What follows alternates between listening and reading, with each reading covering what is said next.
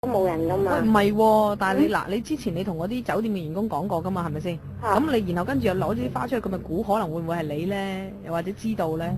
咁但係佢都冇必要話，即係夾硬又要攞翻嚟個門口擺前面。即係我一開門嗰支花係直情你企喺門口咁樣，係貼住道門擺咁樣嘅。咁跟住點啊？仲有咩？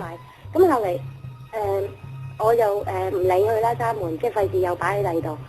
咁點知即係成晚都冇瞓啦，喺度驚。咁到到第日咧，我就同其他同事講，問佢哋住邊層樓啦。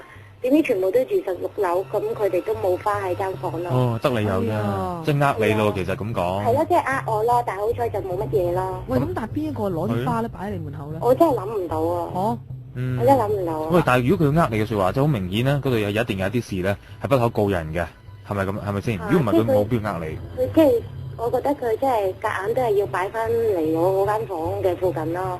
即係佢又未至於話要敲門拎翻入嚟嗰陣。喂，但係黎小姐，你會唔會仲知得多啲呢個情況？就係點解即係會插住一啲花，就代表住即係嗰間房啊嚇？喂，咁咪知道嘅，點解會咁樣？即係同行嗰啲人咪永都認得我啲房有問題咯。係啊。係咯，點解咁嘅？真係唔知啊，因為我哋啲同事個個都係咁講嘅，所以我哋去親韓國都，如果一入房覺得有支花喺度就好麻煩咯。喂，仲有冇可以講下其他啲國家有冇擺啲咩嘅記號喺度啊？仲冇啊，不過我就仲有一個好短嘅，咁我去到英國咧，咁通常就逗留4日嘅，咁就每次咧都係住同一間房，就唔會轉酒店噶啦。咁同埋我即係心理上，我哋會覺得咧，去外國英國啊或者歐洲嗰啲就冇咁驚嘅，東南亞會驚啲嘅。咁以為係啦嚇。係即係好舊嘅嗰間酒店就，但係就冇乜嘢嘅。咁後嚟住咗拉屎嗰晚啦，第二朝就走噶啦。咁我通常因為住幾日咧，咪帶好多譬如護膚品啊、嗰啲洗面膏或者收縮水嗰啲啦。即係我就特別帶得多嘅，咁可能都有7-8支咁樣，即係咪即凍喺度擺喺洗手盆隔離嗰位啦。咁就日日用咁樣。咁點知後嚟到拉屎嗰晚，咁第二朝起身啦，咁我居然發覺咁執嘢啦，提早先起身。咁我發覺咧無端端所有嗰啲洗面膏啊、收縮水所有嘢咧，都開晒蓋，同埋咧擠到冇晒，係擠喺洗手盆嗰度啦。會有人入過嚟咩？冇人入過嚟㗎，我哋鎖門㗎嘛。但係就算有人入嚟，都唔會做啲咁所謂無聊嘅事啦，係咪啊？都唔知做乜，為咩咧？都唔知做乜。我真係唔知啊，即係我冇辦法咯，咁樣。但係你夜晚聽唔到有聲嘅？聽唔到㗎。即係你大。我嗰間酒店，我覺得住得幾安心㗎，因為你下意識咧，你瞓咗第一晚冇嘢就覺得跟住都冇乜嘢㗎啦嘛。咁就係好彩咧，就係拉屎嗰晚，即係第4日最尾先發覺咯。如果走啦，跟住啊。咁點啊？即係擠曬喺嗰個洗手盆度，即係你乜都冇咯喎，即係佢倒曬出嚟用咯喎。冇㗎啦，即係洗面膏啊、收縮水嗰啲全部居然即係擠到係即係冇曬，牙膏都冇曬。喂，嗱，唯一咧冇可能，但係夾硬解釋嘅，有冇夢遊先你？我冇㗎，即係我覺得我唔會咁樣做咯。即係我唔可以話實成肯定，但係我就真係印象中冇咁做過。咁啊奇怪啦，即係係咪一啲反斗嘅嘢出嚟搞你咧咁樣？咁我又問翻啲同事，咁啲同事又冇乜嘢咯。咁你仲敢唔敢住啊？呢間酒店你話即係住得咁熟絡啦，又話有即係幾安心啦。咁而家點啊？仲敢唔敢再住啊？下一次去？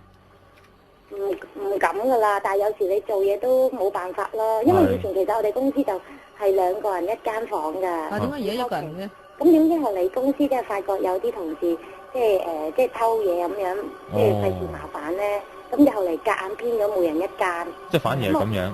係啊，反而編咗即係一人一間，有啲唔驚嘅咪覺得冇乜嘢咯。但係我哋有啲好驚嘅，咁撞到熟同事就可能會一齊瞓。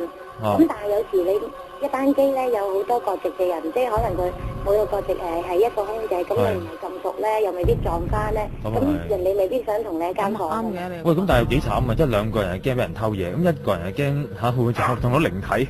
咁都幾大心理壓力喎，無端端啊咁樣一出出。同埋有一次去高雄又係搞咧。如果譬如話你去到間房咧，通常咪2張單人床嘅。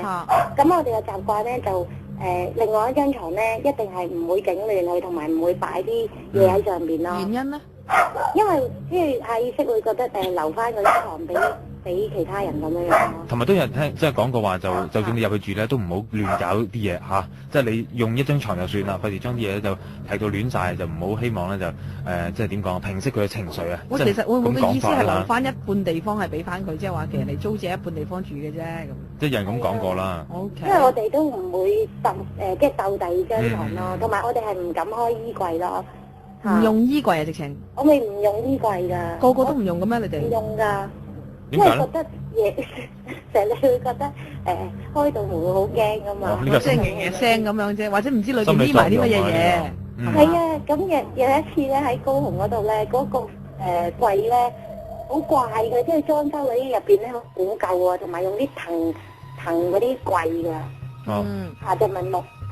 咁你成晚咧喺度喎，即係會個門閂唔實咧，開下閂下，就唔係話開到盡嗰啲，即係開少少又閂，開少少又閂。我成日咧都驚到咧瞓唔到覺。無端端即係出聲嘅咁樣嘅。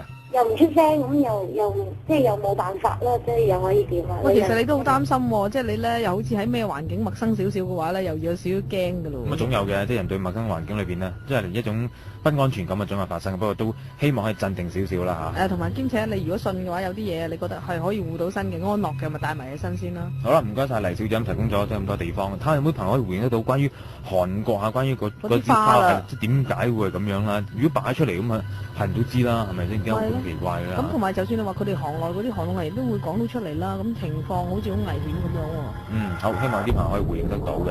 電話依然18349啊，即係咁就歡迎帶嚟俾 Emily 同埋老師。咁跟住有啲朋友就回應下關於隻手嘅問題啦。